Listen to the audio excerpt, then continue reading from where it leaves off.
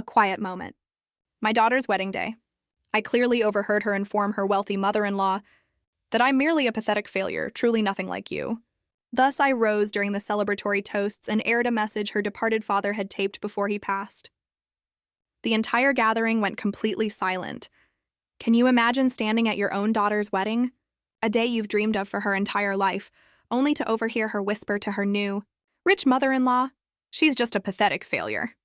Nothing like you? My heart didn't just break in that moment, it absolutely shattered. And that, my friends, is when I knew things had to change. My name is Dorothy Williams, but everyone calls me Dot.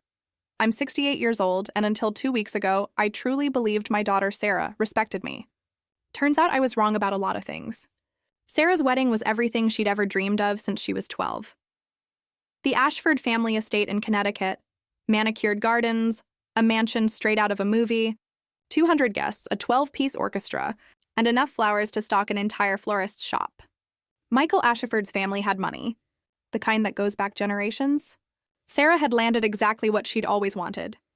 I'd driven up that morning from my small apartment in Hartford, wearing the navy dress I'd bought specifically for the occasion. It wasn't designer, but it was respectable. Or so I thought until I saw the other guests.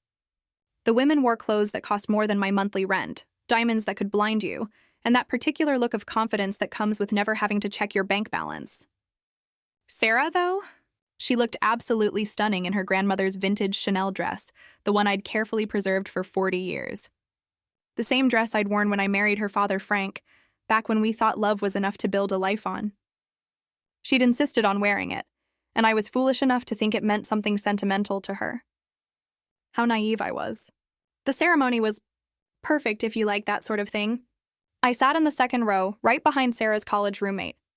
Michael's mother, Patricia Ashford, sat in the front row, wearing pearls that probably cost more than my car. She'd been politely cold to me since we met 8 months ago.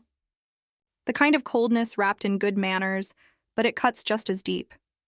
Later, during the cocktail hour, I was standing near the terrace doors when I heard Sarah's voice. She was talking to Patricia near the flower arrangements, probably thinking the music would cover their conversation. But I've always had excellent hearing, a blessing and a curse, as any mother will tell you. "Don't worry about her," Sarah was saying, glancing casually in my direction. "She's just a pathetic failure. Nothing like you. She's never accomplished anything worthwhile. I mean, she worked at the public library for 30 years. Can you imagine anything more depressing?" Patricia nodded approvingly. "Well, at least she knows her place. Some people from simpler backgrounds can be so pushy about inserting themselves where they don't belong." My hand tightened around my champagne glass. Simpler backgrounds? As if dignity and hard work were something to be ashamed of. I thought about the double shifts I'd worked to put Sarah through college. The sacrifices Frank and I had made so she could have music lessons and summer camps, all the opportunities we'd never had. That's when I remembered the letter in my purse. Frank had given it to me a week before he died with strict instructions. "If Sarah ever treats you badly," he'd said, his voice weak but determined, "you read this out loud. Promise me, Dot, she needs to hear what I really thought about some things." I'd carried it with me ever since, never imagining I'd actually need to use it. But standing there, listening to my own daughter describe me as a pathetic failure to a woman who saw me as beneath her notice, I realized Frank had seen something coming that I hadn't. He'd been watching Sarah change during his final months, and he hadn't liked what he was seeing. The reception dinner was a blur of forced smiles and small talk. I sat at table 8, strategically placed far enough from the head table to be out of sight, but close enough not to be obviously exiled. My dinner companions were distant relatives of Michael's family, who made polite conversation about the weather and the beautiful flowers, carefully avoiding any questions about what I did for a living. I picked at my salmon and watched Sarah work the room like the politician she'd always wanted to be. She'd graduated from Yale with a degree in public relations and now ran social media campaigns for wealthy clients. She was good at it. I had to admit, she knew exactly how to present herself, how to make people feel important, how to say all the right things. Tonight, she was the perfect bride. Gracious, radiant, everything a rich family would want in a daughter-in-law. But I knew the real Sarah, the one who'd called me crying when her rent was due in college. The one who'd moved back home for 8 months after a disastrous relationship in her 20s. The one who'd sat by Frank's bedside during his final weeks, holding his hand and promising to take care of me after he was gone. or so I'd thought. During the father-daughter dance, they played The Way You Look Tonight, Frank's favorite song. Sarah danced with Michael instead, since Frank wasn't there to twirl her around the dance floor one last time. I watched her smile and laugh, apparently unbothered by his absence. When the song ended, she didn't even glance toward the empty chair where I'd placed his photo. That's when I knew. I had to read Frank's letter. Not to hurt Sarah, but to understand what had happened to the daughter I thought I knew. I slipped away during the dancing and found a quiet corner in the mansion's library. The Ashfords probably had more books than our entire town library, though I suspected most of them were just for show. I pulled out the envelope Frank had given me, his handwriting shaky but still recognizable across the front. For Dorothy, only if you need it. Inside was a single sheet of paper covered in Frank's careful script. The date at the top showed he'd written it just 3 days before he died. My dearest Dot, it began. If you're reading this, it means Sarah has shown you who she's become, not who she used to be. I'm sorry, sweetheart. I know this will hurt, but you need to know what I observed during my final weeks. My heart was already racing, but I forced myself to keep reading. Sarah has been different since she started seeing Michael. Not just happy different, but calculated different. She's been asking questions about our finances, about my will, about what would happen to you after I'm gone. When I asked why, she said she was worried about your future. But I've been watching her, Dot, and I don't think worry is the right word. I felt a chill that had nothing to do with the air conditioning in the library. Yesterday, she brought me papers from something called Meadowbrook Manor, an assisted living facility. She said she'd been researching options for your future, places where you could be properly cared for after I died. She had brochures, pricing information, even a waiting list application. When I asked her why she thought you'd need assisted living at 68, she said it was just planning ahead. The letter continued for another page, each observation more devastating than the last. Frank described Sarah's increasing impatience with his medical needs. Her comments about how expensive my medications were becoming. Her suggestions that perhaps I was getting too old to live alone safely. I changed my will, Dot. Everything goes to you now with instructions that she can't contest.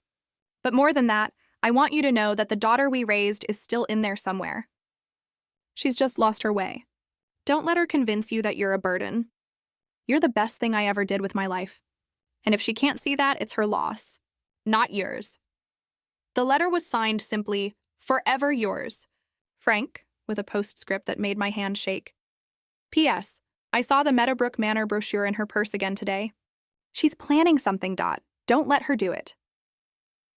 When I finished reading, I sat in that elegant library surrounded by books that probably cost more than most people's cars. And I finally understood why Frank had made me promise to use this letter if I needed to. He'd spent his final days not just fighting cancer, but protecting me from a daughter who saw his death as an opportunity rather than a loss.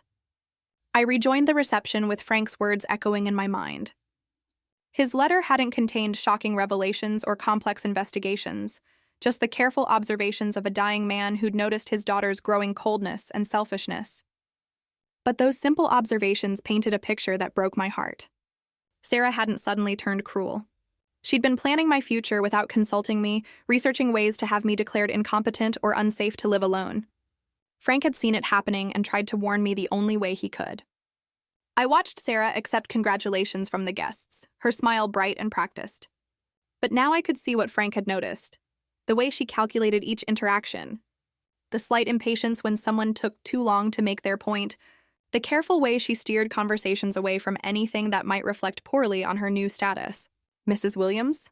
A young man appeared at my elbow, one of Michael's cousins, whose name I'd forgotten. Michael wanted me to make sure you were enjoying yourself. Can I get you anything? I smiled politely. I'm fine, thank you. It's a beautiful wedding. The Ashford family certainly knows how to throw a party, he agreed, then lowered his voice. Though between you and me, it's nice to see Michael settling down with someone so practical. After some of the socialites he used to date, Sarah seems refreshingly down to earth.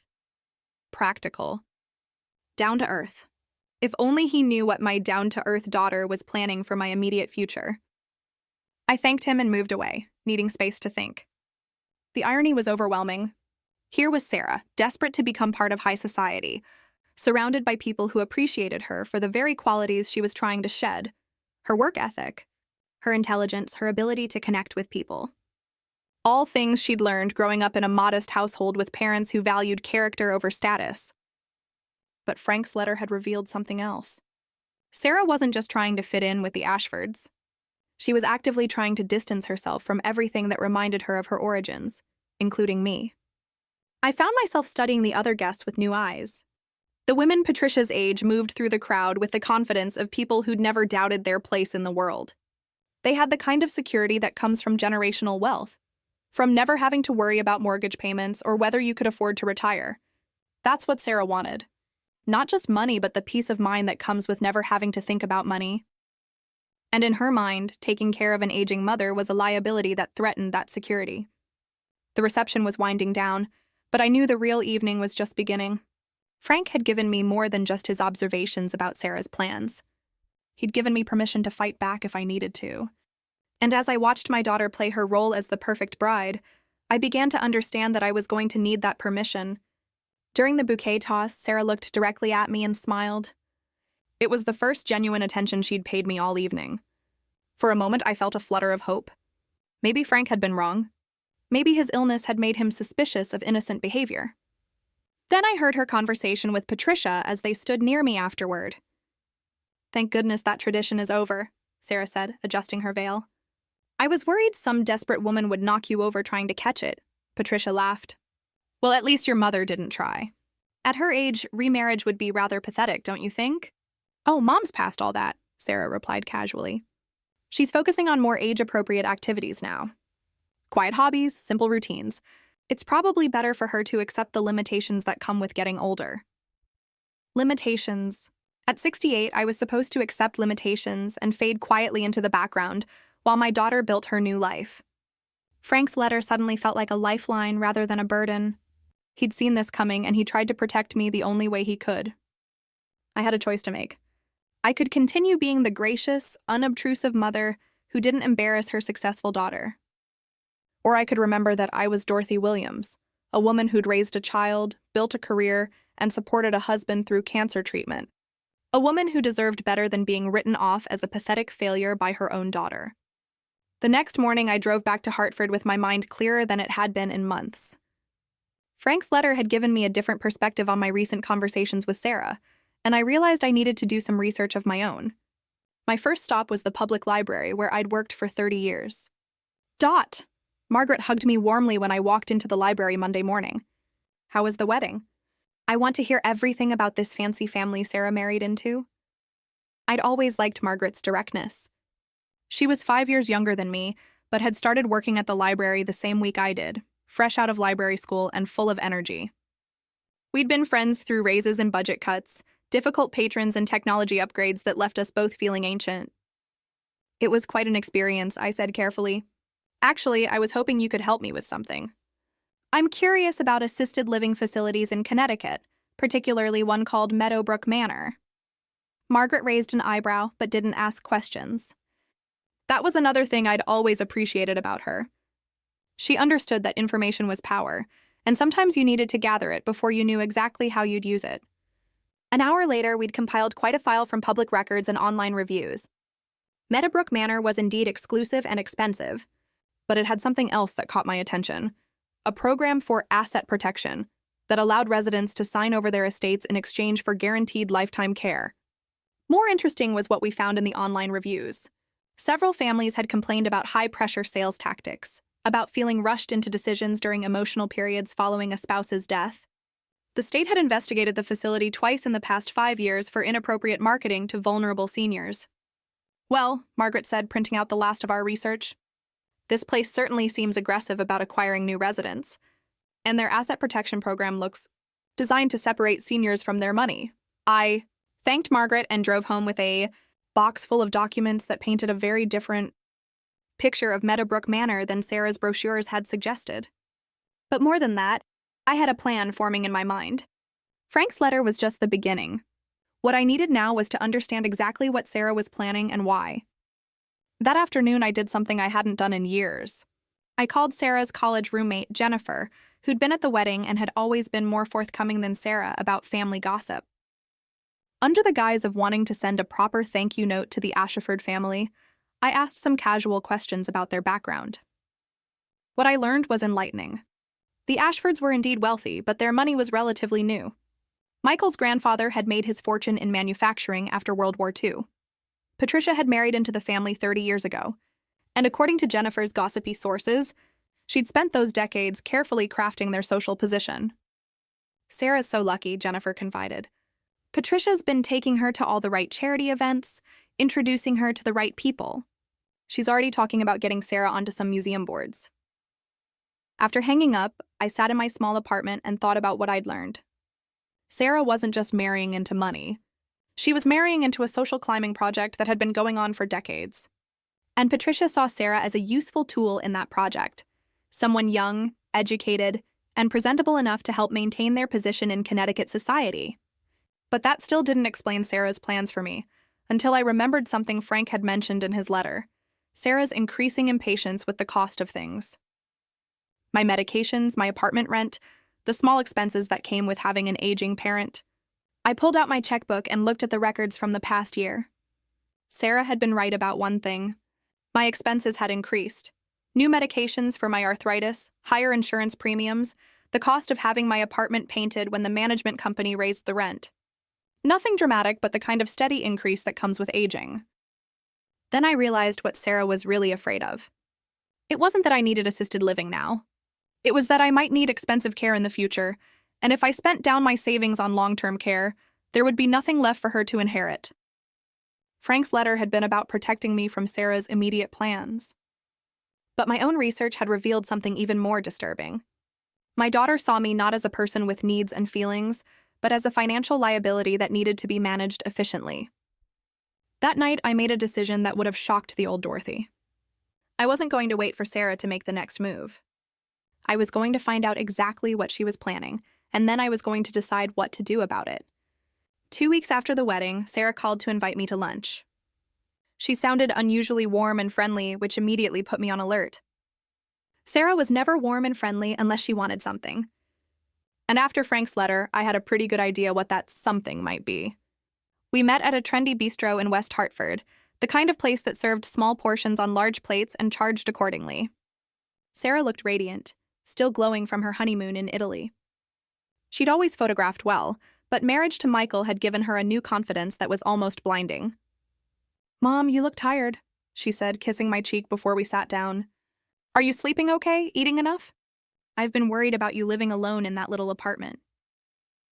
I ordered a salad and listened to her talk about the honeymoon, about Michael's family's vacation home in the Hamptons, about the charity boards Patricia was helping her join.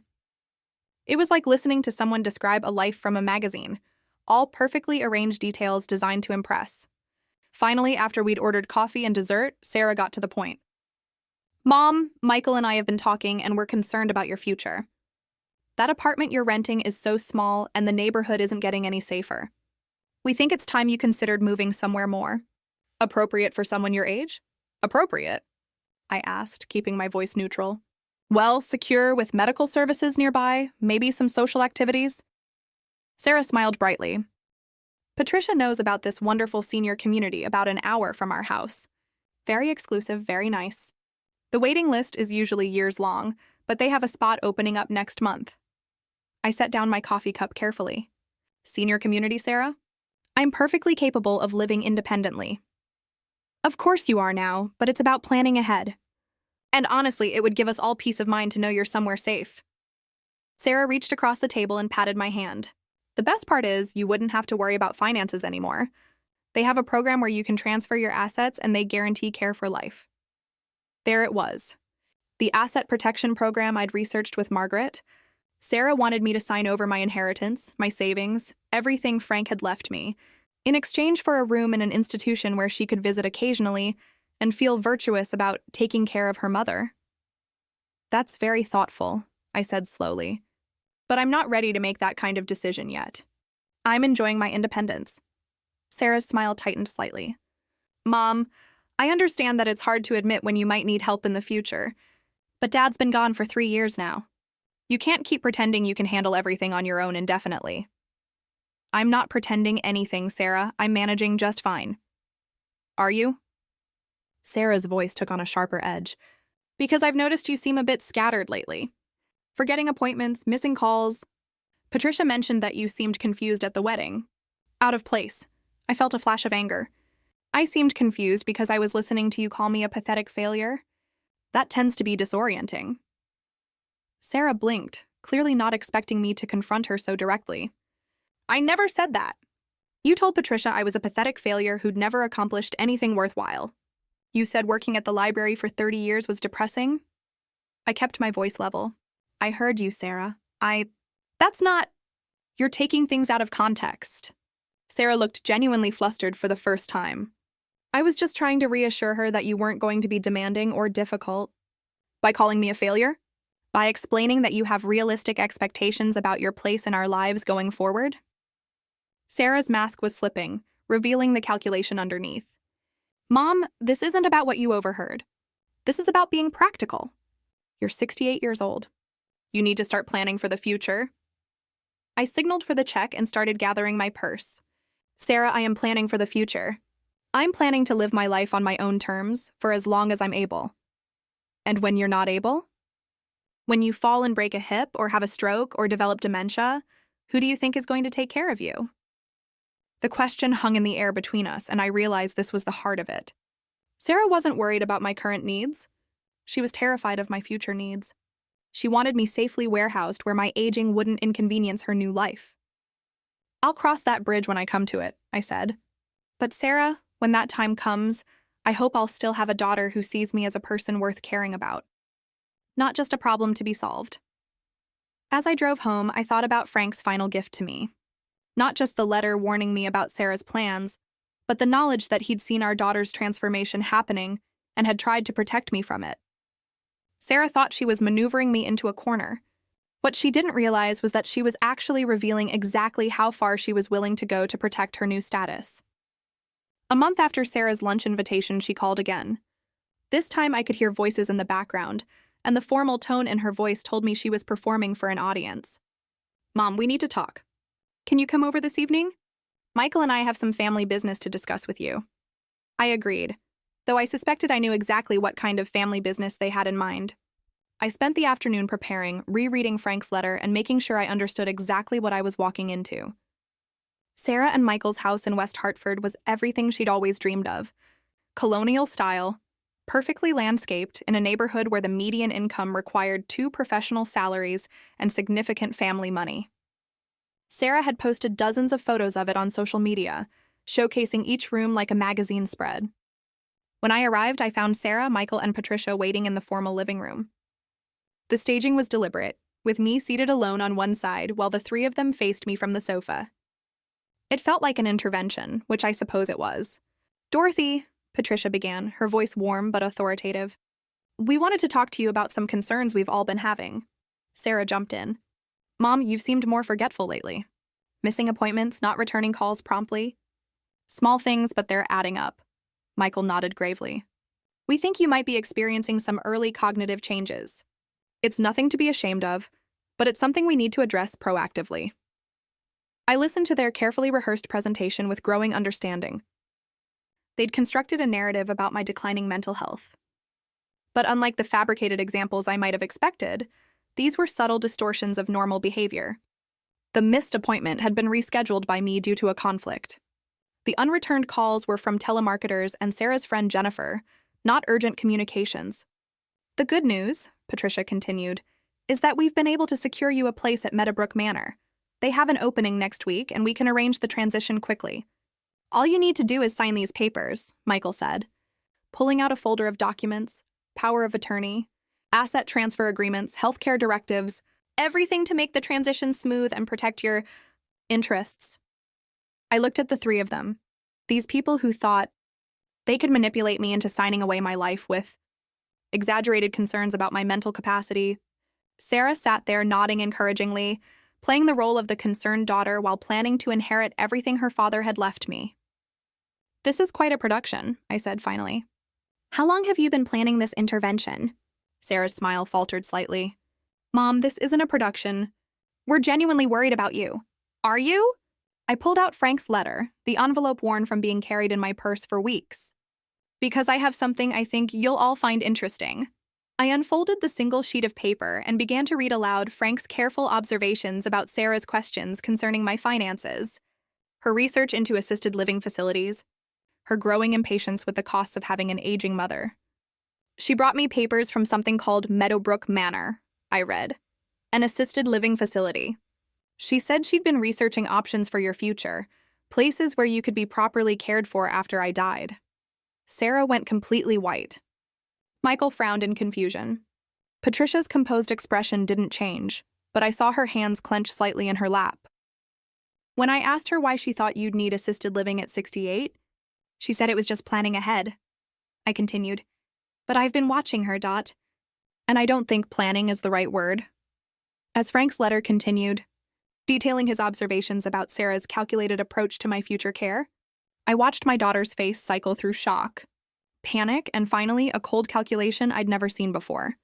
When I finished reading, the silence in the room was absolute. Then Michael spoke. Sarah, is this true? Were you researching assisted living facilities while your father was dying? That's when I realized this confrontation was just the beginning of something much larger. That letter proves nothing, Sarah said, but her voice shook. Dad was sick, probably confused. He was seeing problems that weren't there. I folded the letter carefully and put it back in my purse. Your father was many things, Sarah, but confused wasn't one of them, especially not about something this important. Michael was studying the documents on the coffee table, the power of attorney forms, the asset transfer agreements, the Meadowbrook Manor paperwork. Sarah, when exactly did you start researching this place? I was just being prepared, Sarah said defensively. Someone had to think ahead about Mom's future needs. While your father was dying of cancer? Michael's voice was quiet, but there was an edge to it I hadn't heard before. You were planning to move your mother into assisted living while he was fighting for his life? Patricia tried to intervene. Michael, I think we should focus on Dorothy's current situation rather than relitigating past decisions. Should we? I asked, turning to Patricia with interest. Because I did some research of my own after Sarah mentioned Meadowbrook Manor. Did you know they've been investigated twice by the state for aggressive marketing to vulnerable seniors? For the first time since I'd known her, Patricia looked genuinely uncomfortable. I'm sure any successful facility faces occasional regulatory reviews. Occasional reviews about pressuring grieving widows to sign over their assets immediately after their husbands' deaths. I pulled out the folder of public records Margaret had helped me compile. Because that's what the state found. High-pressure tactics, rushed decisions, families who felt manipulated into making permanent choices during temporary emotional crises. Sarah grabbed for the papers. Where did you get these? Public records, Sarah. Amazing what you can find when you know where to look. I kept the documents out of her reach. The state licensing board, consumer protection agencies, online review sites, all freely available to anyone who bothers to investigate before signing their life away. Michael was reading over my shoulder now. Jesus, look at these complaints. Felt pressured to decide immediately. High-pressure sales presentation. Regretted signing asset transfer agreement. Sarah, did you actually research this place or did someone recommend it to you? The silence that followed was telling. Finally, Patricia spoke. I may have mentioned that they had an excellent reputation in certain circles. Certain circles being wealthy families looking to warehouse inconvenient relatives? I asked mildly. That's a terrible thing to say, Sarah snapped.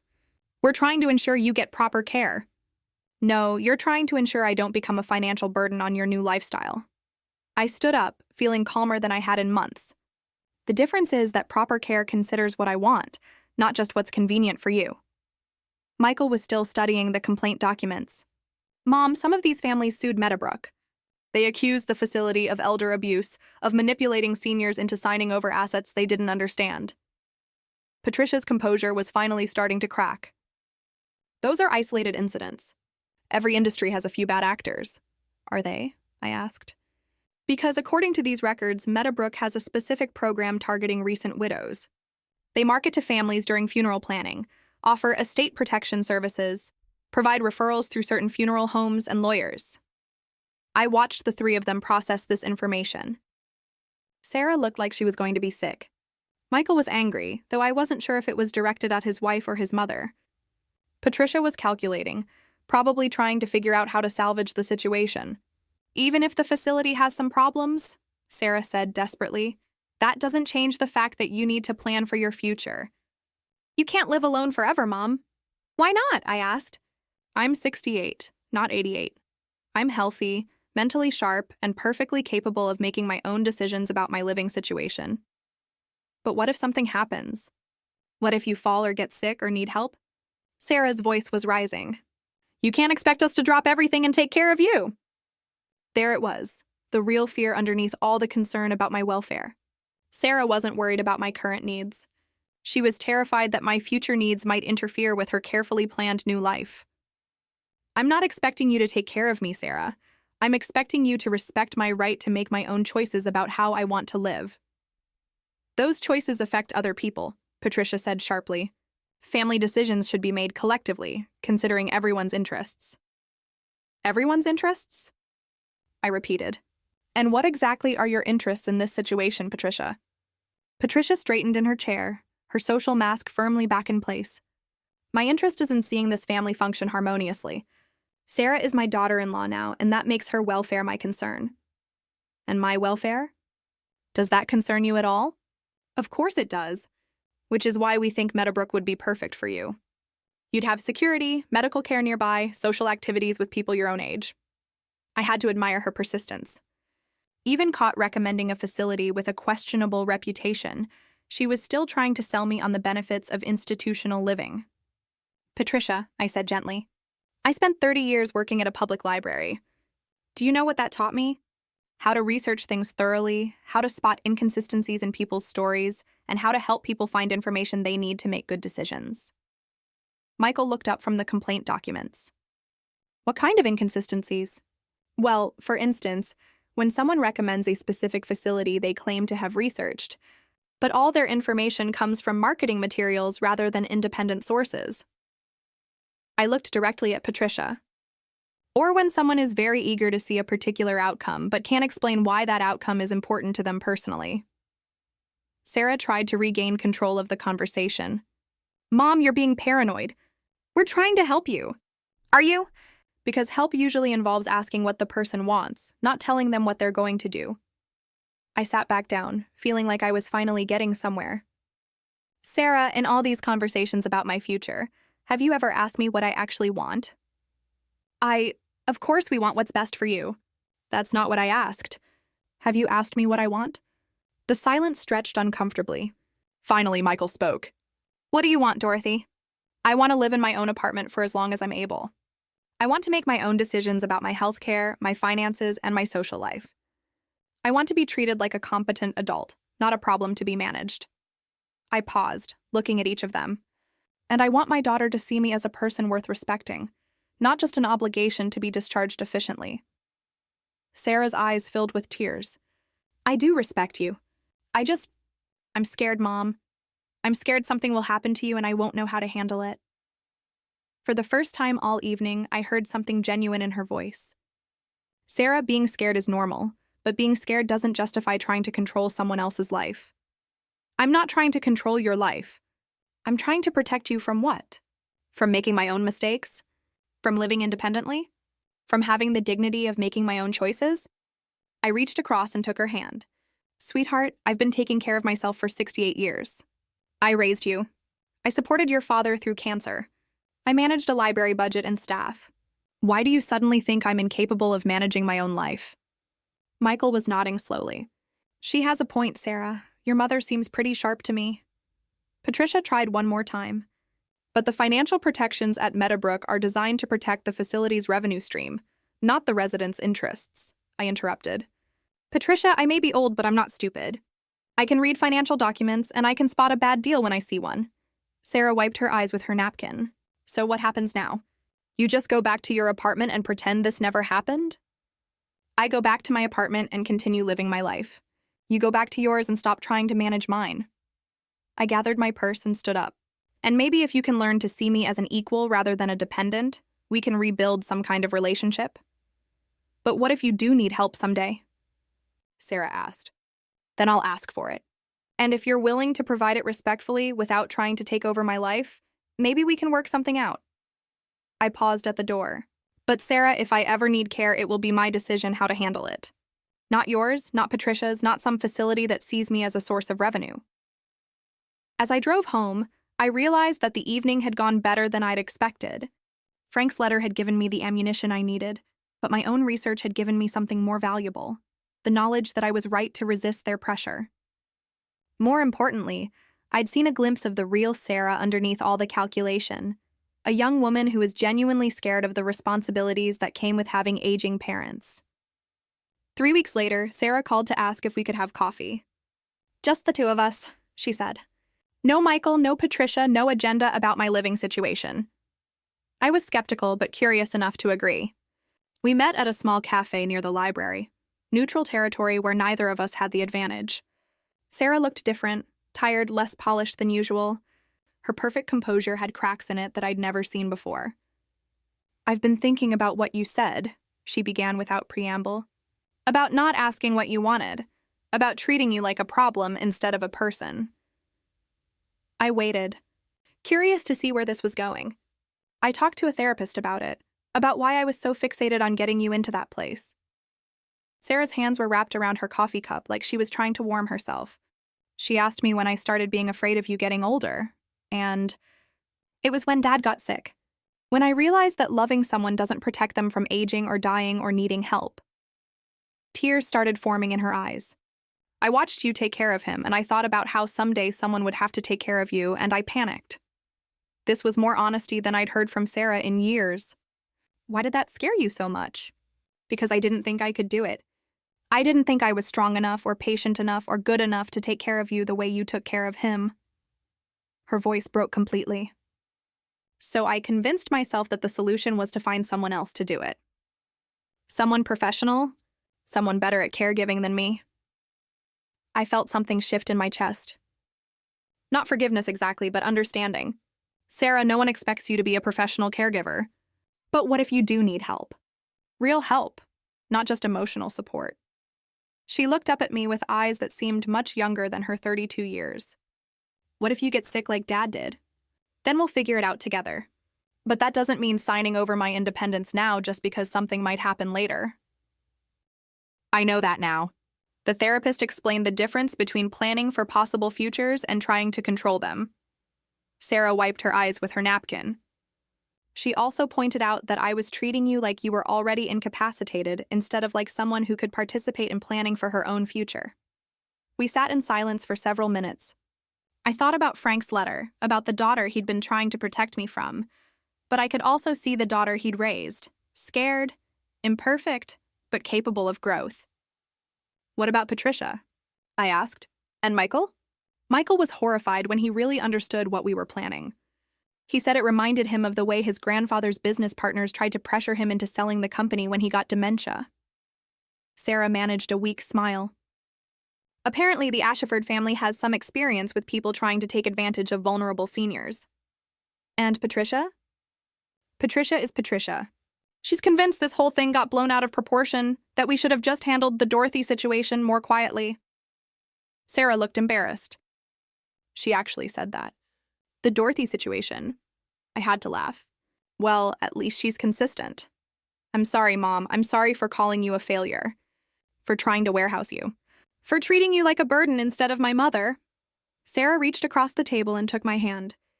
I don't know if I can be the daughter you deserve, but I'd like to try.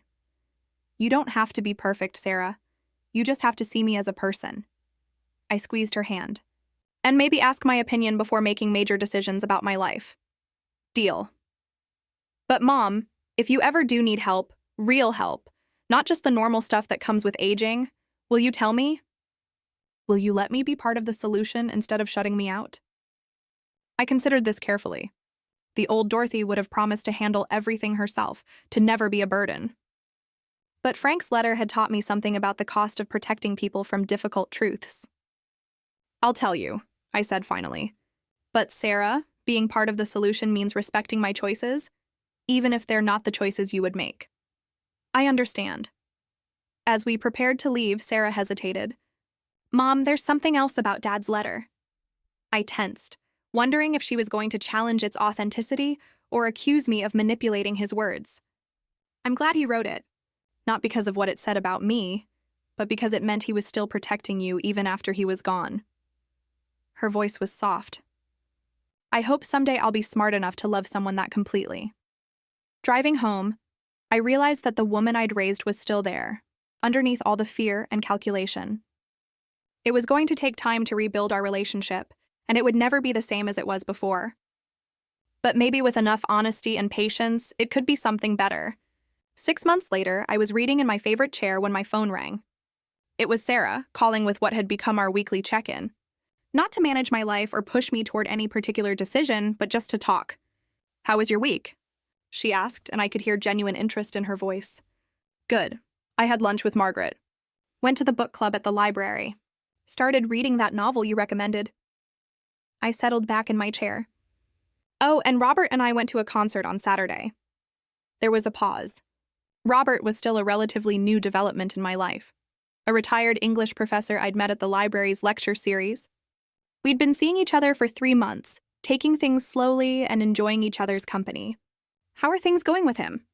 Sarah asked carefully. "Very well. He's intelligent, and he treats me like an adult capable of making my own decisions." I smiled, knowing Sarah would catch the reference to our earlier conversations.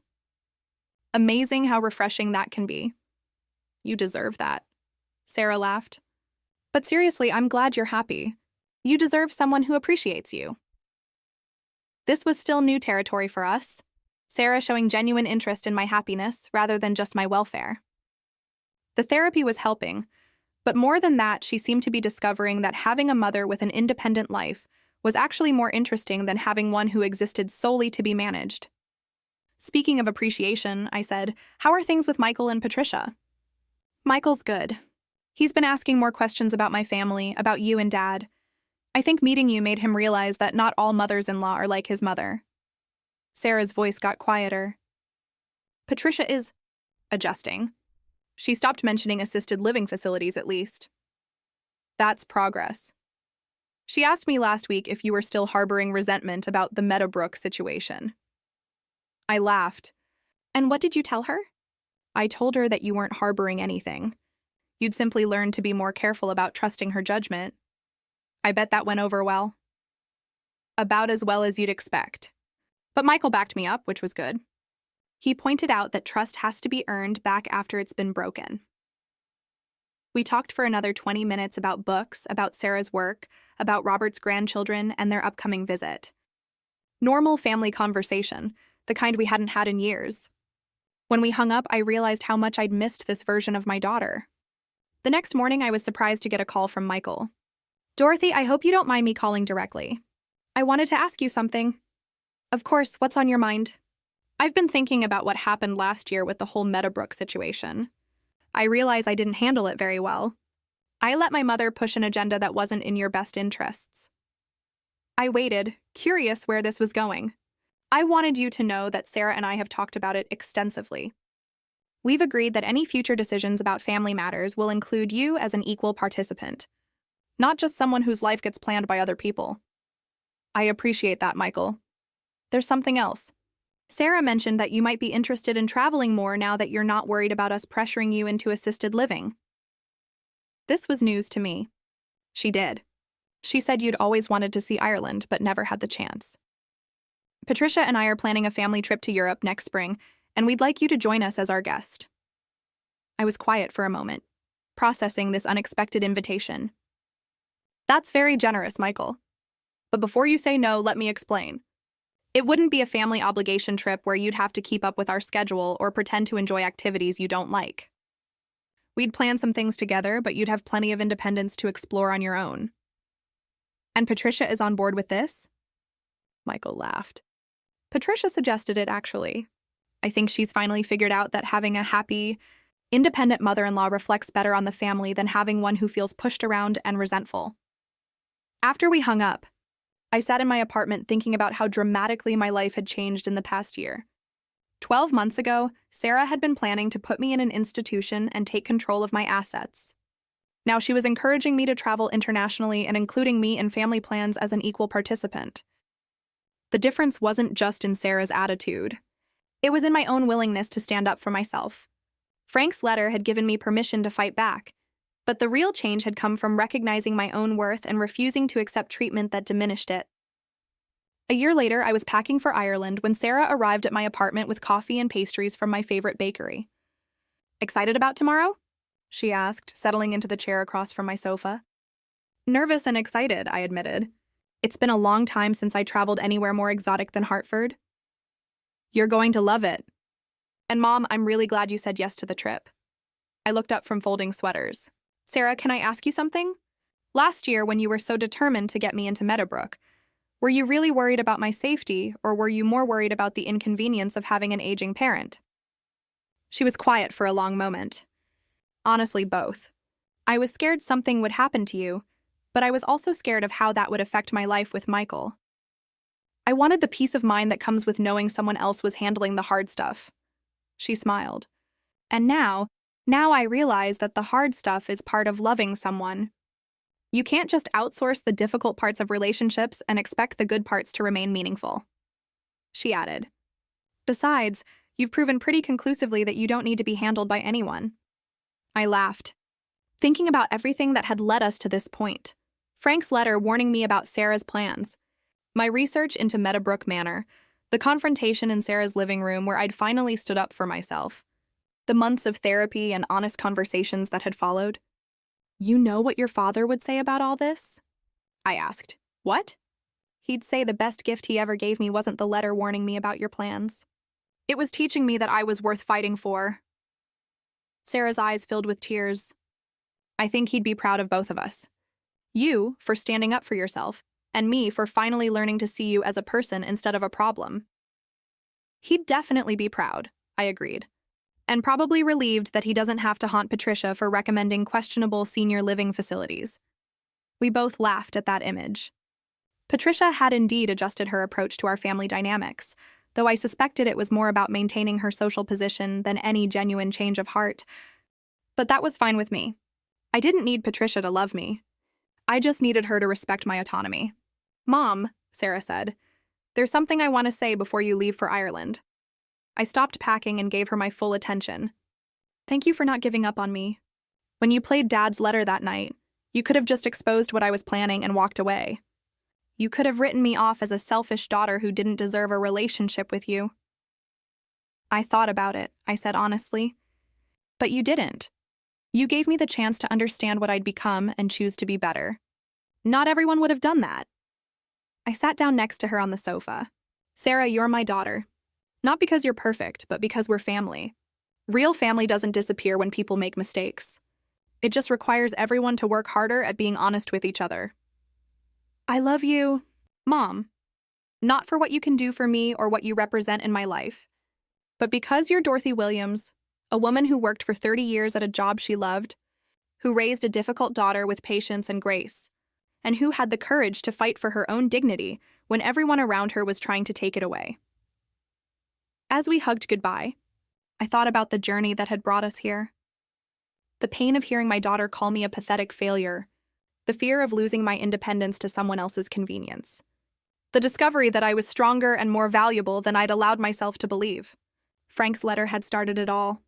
But the real victory had been learning to see myself the way he'd always seen me, as a person worth respecting, worth fighting for, worth loving exactly as I was. Tomorrow, I board a plane for Ireland, not as a burden being managed by my family, but as Dorothy Williams, a 69-year-old woman embarking on an adventure she dreamed about for decades. Some victories don't come with fanfare or celebration. Sometimes the greatest triumph is simply the quiet satisfaction of knowing you refuse to disappear when everyone around you is trying to make you invisible. And that, I thought as I finished packing, was exactly the kind of legacy Frank would have wanted me to create. Honestly, looking back, it's wild how much can change when you finally decide to stand up for yourself, even against the people you love most. What would you have done in my place? Have you ever had to fight for your own dignity like that? Let me know in the comments below. I'm really curious to hear your stories.